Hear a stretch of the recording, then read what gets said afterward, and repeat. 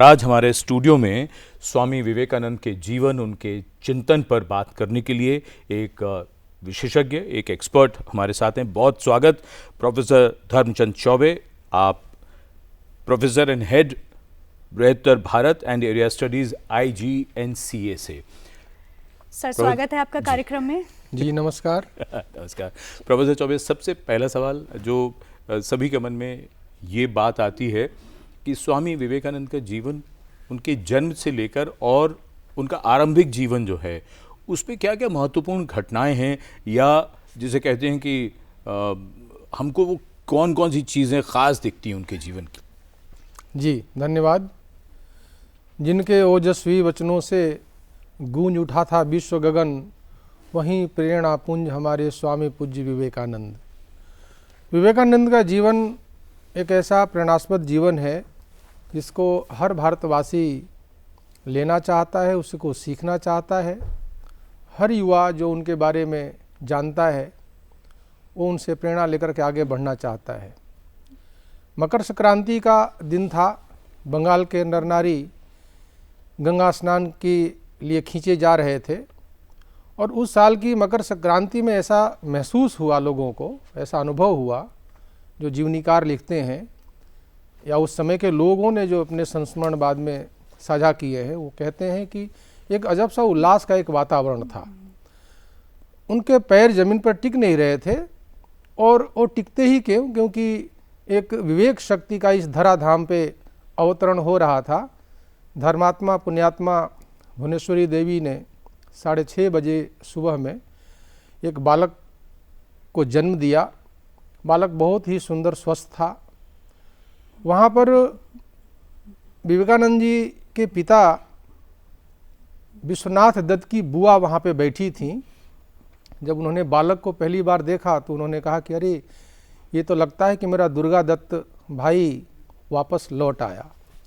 दुर्गा दत्त जी विवेकानंद जी के दादाजी थे और वो भी अपने पुत्र की तरह वकील थे, गृहस्थ थे, पर 25 वर्ष की आयु में बंगाल की दुर्दशा, भारत की दुर्दशा, तमाम समस्याएं, इस पर विचार करते हुए मुनि बन गए, यति हो गए। उन्होंने गृह त्याग कर दिया, फिर लौटे नहीं।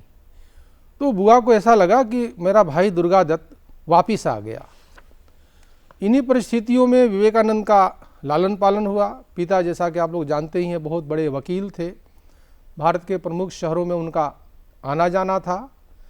पर बालक बहुत ही चंचल था, बहुत ही यूँ कहिए कि बालक थोड़ा सा उदंड भी था। माता कई बार रुष्ट हो जाती थी उनकी उस बातों से जी।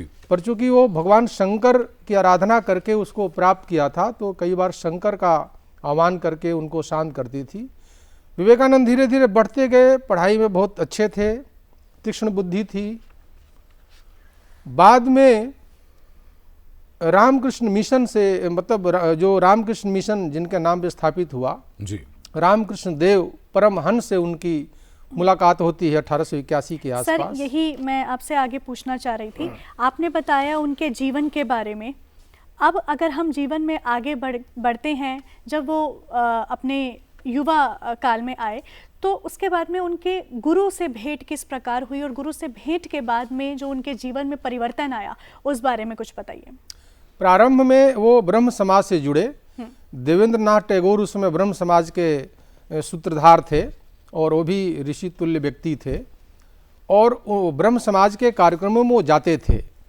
तो विवेकानंद के साथ कुछ उनके मित्र थे जिन्होंने कहा कि एक दक्षिणेश्वर जो काली मंदिर है जी, वो दक्षिणेश्वर में एक पुजारी रहते हैं, बड़े सिद्ध महात्मा हैं, बड़े सेवाभावी हैं और धन से बहुत दूर रहते हैं। चढ़ावा खूब आता है मंदिर में, पर उस धन से बहुत दूर रहते हैं। और उनके पास, और विवेकानंद का चंचल मन ऐसा मतलब महसूस हो रहा था उनको कि वो किसी व्यक्ति को ढूंढ रहा था, उनका मन किसी को ढूंढ रहा था। तो इसी मित्रों की संगति में वो दक्षिणेश्वर के पुजारी रामकृष्ण देव के पास पहुँचे, रामकृष्ण परमहंस के पास पहुँचे। गुरु ने जो पहली बार देखा उनको, तो पहली बार देखते ही उन्होंने, उनके मुंह से अकस्मात ये बात निकल पड़ी, करे तू इतनी दिनों कहाँ था, मैं तुमको कब से ढूंढ रहा हूँ। तो ये इस प्रकार से पहली बार मिलना और किसी को कहना कि भाई मैं आपको वर्षों से, काफ़ी दिनों से ढूंढ रहा था, और आप इतनी देर से क्यों आए? तो बड़ा उनको विचित्र लगा। उनको एक बार तो प्रोफेसर लगा, चौबे, माफ कीजिए, मैं आपको यहाँ रोकना चाहूँगा। ये दर्शकों के लिए भी बहुत महत्वपूर्ण बात है। अमूमन जो शिष्य है वो गुरु को ढूंढता है, यहाँ पर ये प्रसंग से पता चलता है ये बात बिल्कुल उलट है। और बार बार ये बात पढ़ने में आती है कि स्वामी विवेकानंद तो उनको उनके निकट भी नहीं जाना चाहते थे, वो नहीं चाहते थे कि मैं उनको गुरु मानूं। ये गुरु का आग्रह यानी वो दृष्टि गुरु के पास है। अब इस बात पे ज़रा बताएं आप हमें। तो विवेकानंद बहुत बुद्धिमान व्यक्ति थे। वो अपने पढ़ाई लिखाई पर अपने को फोकस करना चाहते थे और आगे बढ़ना चाहते थे। अन्य युवाओं की तरह उनका भी सामने कैरियर था जी, पर गुरु की ये बात उनको उसी दिन लग गई कि मैं किसी को जी, मैं ये मुझे ढूंढ रहे थे जी, ये बात उनको अपील कर गई। और उसके बाद फिर गुरु क्या थे, जो रामकृष्ण देव परमहंस जो थे वो बहुत ही सिद्ध व्यक्ति थे। समाधि से उनको कुछ ज्ञान प्राप्त हुआ था और वो जो ज्ञान प्राप्त हुआ था उनका मूल ये ज्ञान था कि जो भारत में जो ये हमारी बंग की जो धरती है, जो भारत की धरती है, कभी दुनिया के हम धनी देशों में थे, कभी सुंदरतम देशों में हमारी गणना होती थी। और उन्होंने उपनिषदों का बहुत ज्ञान किया था। रामकृष्ण देव ने उपनिषदों का बहुत गहरा अध्ययन किया था, वेदांत का बहुत गहरा, अन्य भारतीय शास्त्रों का भी अध्ययन उन्होंने किया होगा। पर उस अध्ययन के बाद कि इतने उन्नत ज्ञान का व्यक्ति, इतने उन्नत ज्ञान का देश, उतने उन्नत ज्ञान का देश कमतर बुद्धि वाले असभ्य लोगों के द्वारा ये पराजित कैसे हो गया।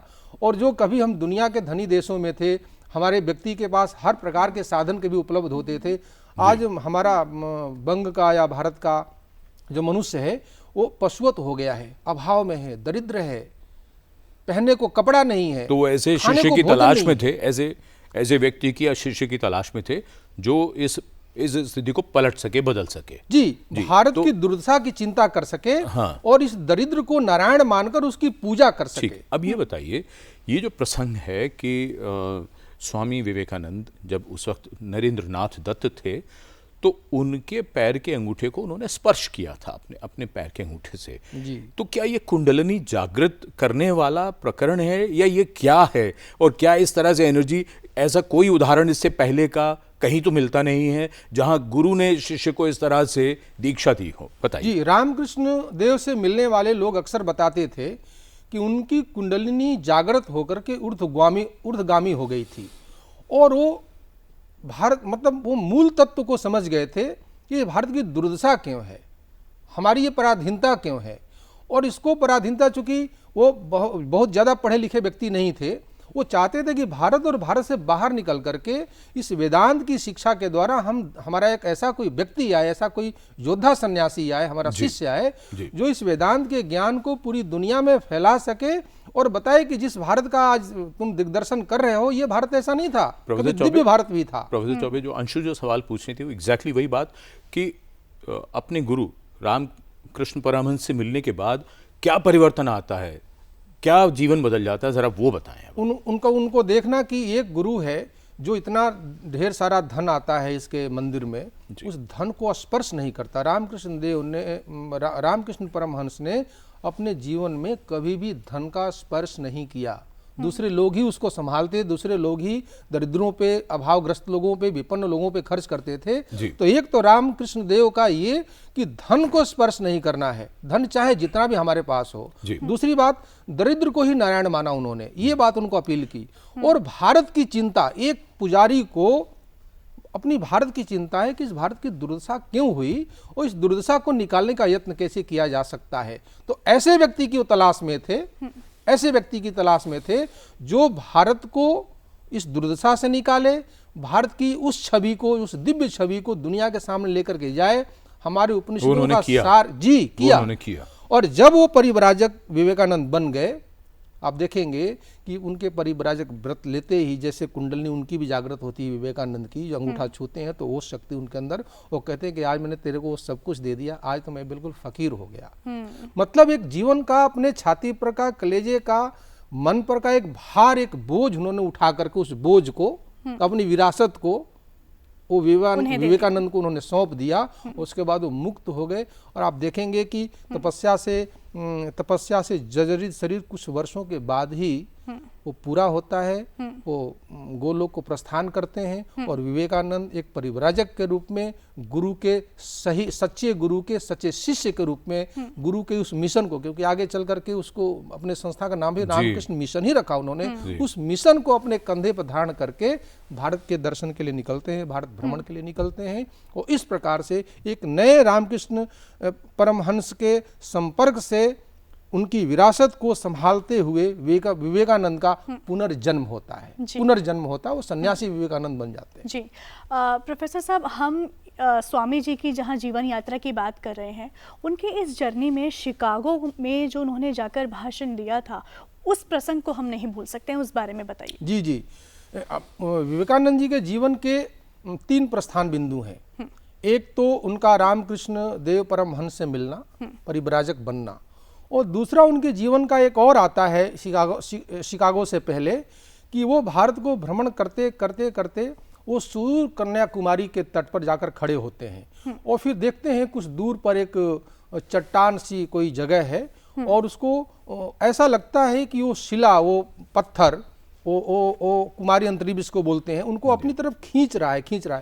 कुमारी अंतरीप की कथा ये है कि वो 3 समुद्रों के बीच में स्थित है।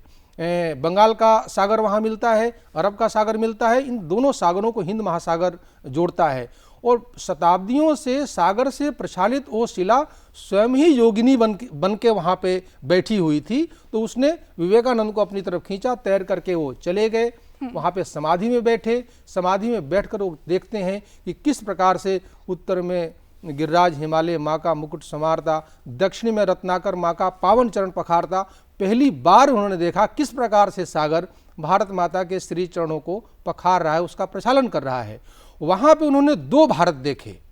एक दिव्य भारत देखा, वो भारत जो ऋषियों के मंत्रों से गुंजित भारत, वो भारत यज्ञादि के धूम से सुवासित भारत, जी, कल्याणकारी राजाओं से युक्त भारत, वह भारत जिसके लोग जिस धरती पर जन्म लेकर के बाहर के देशों में जाकर के कई संस्कृतियों का जीवन बदल दिया, कई सभ्यताओं को बदल दिया। हमारी भाषा, हमारी लिपि, हमारा विज्ञान, हमारा धर्म, हमारी कला परंपरा दक्षिण पूर्वी एशियाई देशों में चली गई, चीन में चली गई, मध्य एशिया में, पूरा भारत में ये पूरा एक भारत के प्राकृतिक सीमाओं के बाहर भारत का निर्माण होता है।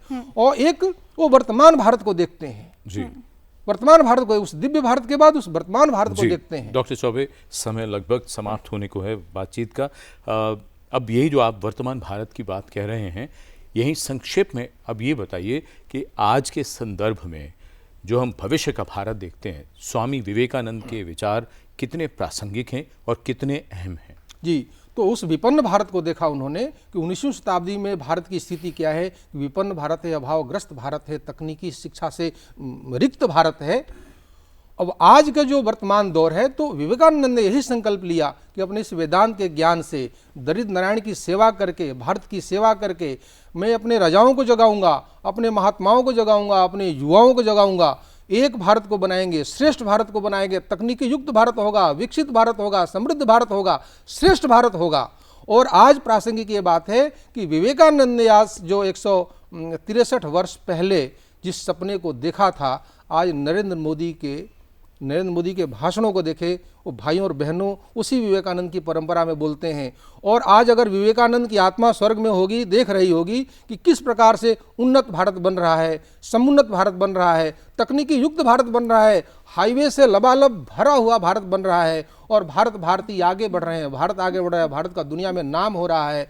और जो विपन्न भारत था, कभी अन्न के लिए हम तरसते थे, अकालों से करोड़ों लोग मर जाते थे, उसमें कोई रोटी देने वाला, क्रॉस बांटते थे लोग, बाइबल बांटते थे। और आज ने ऐसा नहीं है, हर किसी को भोजन मिल रहा है, हर किसी को शिक्षा मिल रही है, हर किसी को एक सम्मानित जीवन मिल रहा है। ये बहुत ही अच्छा भविष्य है और ये विवेकानंद के सपनों का भारत है, जो वर्तमान का भारत है, जो आज का भारत है। बिल्कुल, तो एक निडर सोच और मजबूत चरित्र और एकता का जो संकल्प स्वामी विवेकानंद जी ने हमें सिखाया, पढ़ाया, और आपके साथ में भी जो हमारी आज इतनी सार्थक जानकारी आपने हम तक और हमारे दर्शकों तक पहुंचाई है, सर उसके लिए बहुत बहुत आपका धन्यवाद। Thank you so much. धन्यवाद। धन्यवाद प्रोफेसर चौबे, मुझे बहुत खुशी हुई। धन्यवाद।